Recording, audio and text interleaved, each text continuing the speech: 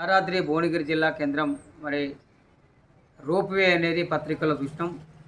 ఈ భువనగిరిలో ఉన్నటువంటి ఏకశిల ఒకటే గుట్టకు సంబంధించినటువంటి విషయంలో మరి పర్యాటకులు ఈ మధ్యకాలంలో చాలామంది వస్తూ ఉన్నారు. దీన్ని అభివృద్ధి చేయడంలో రాష్ట్ర ప్రభుత్వం కావచ్చు, కేంద్ర ప్రభుత్వం కావచ్చు ఆలస్యం చేసింది.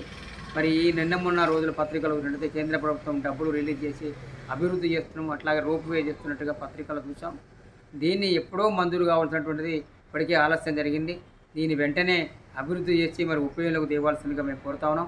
ఇప్పటికే పర్యాటకులు తండోపతండాలుగా సెలవు దినాల్లో కూడా వస్తూ ఉన్నారు. దీన్ని రావడం వల్ల ఇక్కడ ఉన్నటువంటి చిరు వ్యాపారులకు అట్లాగే కొండపైన కూడా అనేక రకాలుగా షాపింగ్స్ కూడా ఏర్పాటు చేయాల్సిన అవసరం ఉంది. రోప్వే ద్వారా పైకి పోయినటువంటి యాత్రికులకు తీరదిరడం కోసం కూడా అక్కడ పత చేయడం కోసం కూడా ఉండాల్సినటువంటి అవసరం ఉన్నది.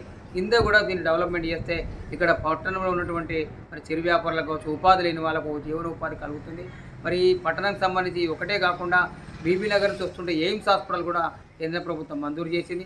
అట్లాగే భువనగిరి దాటిన తర్వాత గత తెలంగాణ ప్రభుత్వం కూడా మరి యాదగిరిగుట్ట దేవస్థానాన్ని మరి 2వ తిరుపతిగా ప్రసిద్ధిగాంచినటువంటి యాదగిరి లక్ష్మీనరసింహస్వామిని మరి వేల కోట్ల రూపాయలు పెట్టి అభివృద్ధి చేసింది.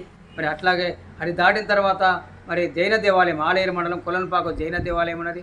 ఇటుపక్క భువనగిరి మండలంలో మరి గత ప్రభుత్వం నిర్మించిన కాళేశ్వరం ప్రాజెక్టు కూడా మరి రిజర్వాయర్లకు ఇంకా కొద్దిగా పనులు ఉన్నాయి. దాన్ని ఏదైతే ఉపయోగంలోకి తెస్తే నీళ్లు రావడం జరుగుతుంది. ఆ నీళ్లు వచ్చిన తర్వాత గుట్ట కూడా నీళ్లు పోవడానికి ఆస్కారం ఉంది. అది కూడా పర్యాటక కేంద్రం అయిపోయింది. అట్లాగే ఇక్కడ ఉన్నటువంటి ఇదే మండలం భువనగిరి మండలంలో నాగిరెడ్డిపల్లి రమణేశ్వరం దేవాలయం కూడా ఉన్నది. మరి ఇవన్నీ చూసినట్టయితే ఇది ఆధ్యాత్మికంగా కావచ్చు, పర్యాటకం కావచ్చు, శుభగులు కూడుకున్నటువంటి భువనగిరి ప్రధాన పట్టణానికి రోప్వేని యుద్ధ ప్రాతిపదికన డబ్బులు వచ్చినాయి కాబట్టి వెంటనే అందుబాటులోకి తెచ్చి పర్యాటకులకు మెరుగైన సౌకర్యం కల్పించాల్సిందిగా మేము కోరుతా ఉన్నాం.